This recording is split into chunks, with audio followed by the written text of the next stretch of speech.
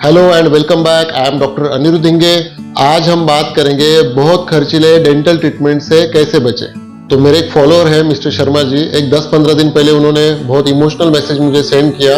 वो मैसेज मैं आपको सुनाता हूँ। डॉक्टर नकली दांत के लिए 2 से 4 लाख रुपए लेते हैं, लेकिन भगवान ने ओरिजिनल दांत देने के लिए किसी भी इंसान से पूरे 32 दांत लगाने के लिए एक भी पैसा किसी से नहीं लिया, बल्कि पूरा शरीर कितना सुंदर बनाया है।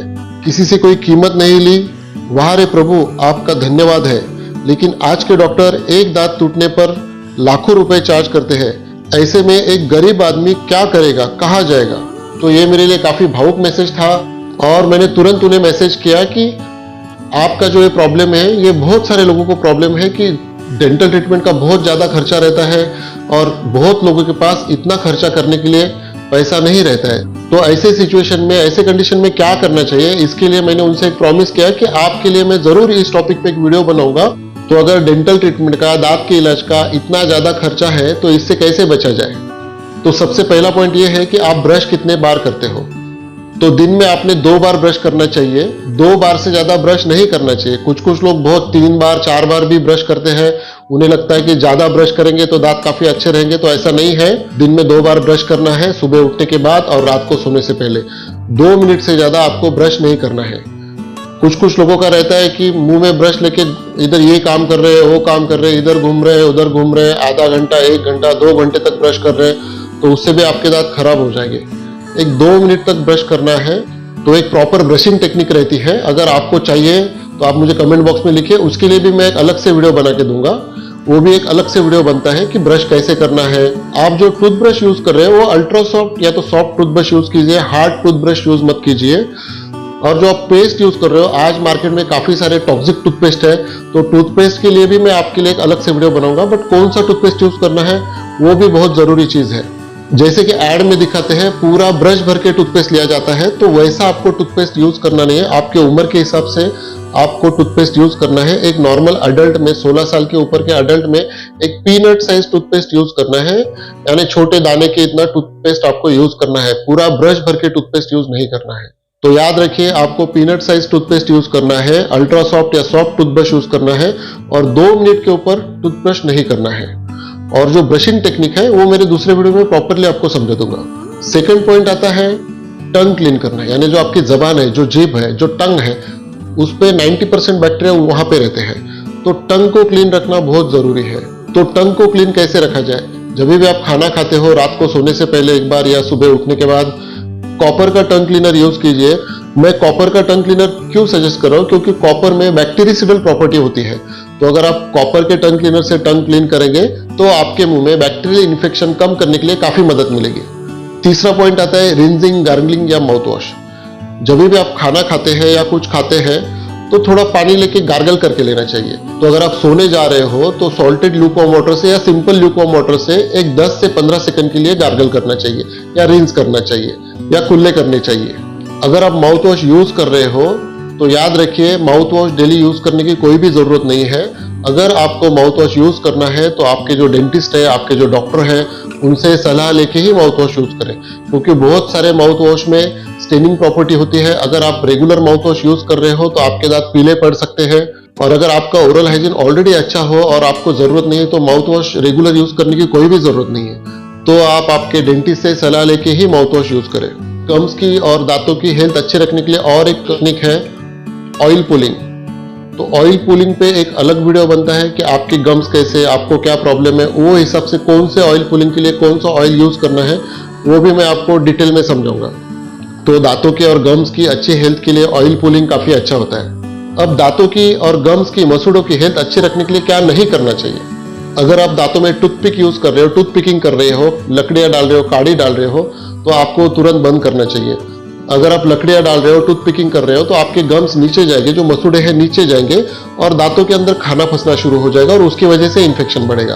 तो आपको टूथ पिकिंग या दांतों के बीच में लकड़ियां डालना या पिन डालना, मोस्टली जो अपने बहनें और माताजी है वो पिन डालते हैं, तो पिन डालना बंद करना है। अगर आपके दांतों में कुछ फंस रहा है, खाना फंस रहा है, तो आप डेंटल फ्लॉस यूज कर सकते हैं या वाटर फ्लॉसिंग कर सकते हैं। जो नाखून है, नेल बाइटिंग आपको बंद करना है। जो अपने नाखून है उसके अंदर काफी सारे बैक्टीरिया होते हैं।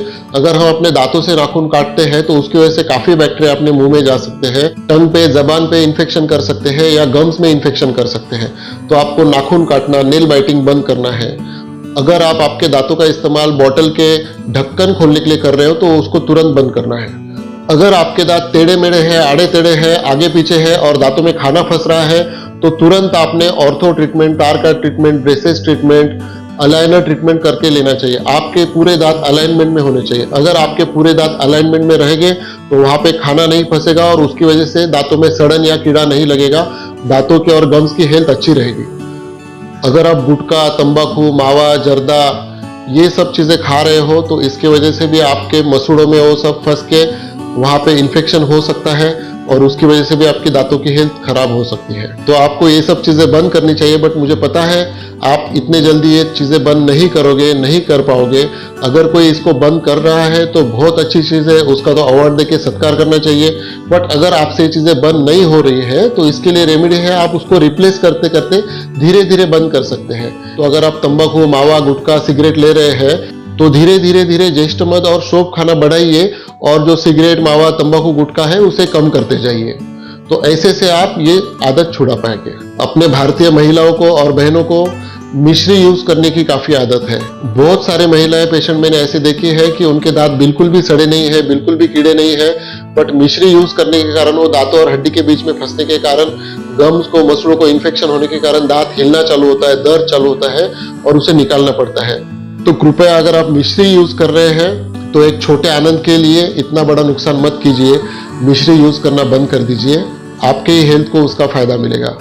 अगर साल में आप एक बार रेगुलर डेंटल चेकअप के लिए आओगे तो आपके जो डेंटल सर्जन है, जो डेंटिस्ट है, वो आपके पूरा मुंह का, मसूड़े का, दांतों का हेल्थ चेक करेंगे। अगर वहां पे कुछ कैल्कुलस, प्लाक या टार्टर फंसा हुआ है तो उसे क्लीन कर लेंगे, उसे स्केलिंग करके क्लीन कर लेंगे। अगर दांतों में कहीं छोटी मोटी सड़न है तो वहां पे वो सड़न निकाल के वहां पे फिलिंग, सीमेंट भर लेंगे। और अगर अन्य कोई ट्रीटमेंट की जरूरत है तो तुरंत आपको सुझाव देंगे कि वो आप उतना ट्रीटमेंट कर लो। तो इसकी वजह से आपका काफी कुछ खर्चा बच सकता है। आज मैं बहुत खुश हूं क्योंकि कई सारे स्कूल्स में, इंस्टीट्यूट्स में डेंटल चेकअप कंपलसरी किया गया है। बहुत सारे स्कूल्स में स्कूल की तरफ से ईयरली डेंटल चेकअप होता है। उसकी वजह से काफी सारे बच्चों का अगर कुछ प्रॉब्लम होना रहे तो हमें वो पहले ही पता चल जाता है और हम उसका रेमेडी, उसका ट्रीटमेंट या उसका क्या केयर करना चाहिए वो उन्हें बता देते हैं। काफी सारे इंस्टीट्यूट्स में, जैसे कि गवर्नमेंट ने काफी सारे इनिशिएटिव लिए हैं जिसमें रेगुलर डेंटल चेकअप के लिए रिकमेंड किया है, कंपलसरी किया है। जैसे कि नेवी के काफी सारे बच्चे मेरे पास आते हैं ओरल हेल्थ फिटनेस सर्टिफिकेट के लिए। तो ये एक मुझे काफी अच्छा इनिशिएटिव लगता है क्योंकि अगर नेवी के लिए कोई सिलेक्ट हो रहा है तो वहां पे नेवी में 6-6 महीना उनको समंदर के अंदर रहना पड़ता है। अगर वहां पे कुछ डेंटल का प्रॉब्लम हो गया तो उनको काफी महंगा पड़ सकता है। या तो उन्हें वो ट्रिप ड्रॉप करना पड़ सकता है, वापस रिटर्न भेजना पड़ सकता है, या वहां पे इतने डेंटल ट्रीटमेंट अवेलेबल करना पड़ेगा जो कि पॉसिबल नहीं है। तो उससे बेटर ये है कि पहले ही आप आपका डेंटल चेकअप कर लो, डेंटल ट्रीटमेंट कर लो, बाद में ही अपॉइंट करो। ऐसे ही मेरी सबसे प्रार्थना है कि अगर आपकी कोई बड़ी कंपनी है या इंस्टीट्यूट है, आपके यहाँ पे कोई लोग काम कर रहे हैं तो उनका ईयरली चेकअप करवा लीजिए। डेंटल कॉलेज है या कोई इंस्टीट्यूट है तो उनसे टाई अप करके आप अपने एम्प्लॉयज के लिए free yearly regular dental checkup रख सकते हैं। उसकी वजह से जो बड़ा बड़ा खर्चा है उससे आपके एम्प्लॉयज बच सकते हैं। दांतों की और मसूड़ों की हेल्थ अच्छी रखने के लिए एक लास्ट पॉइंट में आपसे डिस्कस कर रहा हूँ, दांतों का एक्सरसाइज, टीथ एक्सरसाइज करना बहुत जरूरी है। तो दांतों का एक्सरसाइज कैसे करेंगे? सिंपल है, जैसे कि हमें बताया गया है कि हर एक घास, हर एक नेवाला, हर एक बाइट 32 टाइम्स 32 बार चबाना है। तो अगर आपका हर बाइट, हर नेवाला 32 बार चबाएंगे तो ऑटोमेटिकली आपके दांतों का और मसूड़ों का एक्सरसाइज हो जाएगा। तो 32 बार चबाने से आपको 2 फायदे मिलेंगे। एक तो आपके दांत की हेल्थ और मसूड़ों की हेल्थ अच्छी रहेगी, और आप जो खाने को 32 बार चबा रहे हो उसके साथ जो सलावा मिक्स होगा, जो थूक मिक्स होगी, उसकी वजह से आपके डाइजेशन के लिए आपको बहुत फायदेमंद साबित होगा। तो फाइनल कंक्लूजन ये है कि जो मैंने सब बताया वो फॉलो करें। साल में ईयरली एक बार रेगुलर चेकअप की आदत डालें, आपके डेंटिस्ट के पास जाए और आपके डेंटिस्ट जो भी आपको सलाह दे रहे हैं, क्लीनिंग, बेसिक चीजें करके ले, तो आपको इतने बड़े खर्चे के लिए जाने की जरूरत नहीं है। तो अगर आप ये सिंपल बेसिक चीजें अगर करोगे, याद रखोगे, तो आपको इतने महंगे ट्रीटमेंट के लिए जाने की जरूरत नहीं है। अगर इससे रिलेटेड आपको और कुछ पूछना है, और कुछ क्लैरिफिकेशन चाहिए, और कुछ जानकारी चाहिए, तो आप मुझे कमेंट बॉक्स में पूछ सकते हैं और दिए गए नंबर पे व्हाट्सएप कर सकते हैं या कॉल कर सकते हैं। अगर आपको किसी टॉपिक पे और वीडियो चाहिए, मेरे से और जानकारी चाहिए, तो आप वैसे मुझे कमेंट बॉक्स में पूछ सकते हैं। आपके लिए मैं जरूर वीडियो बनाने का प्रयत्न करूंगा।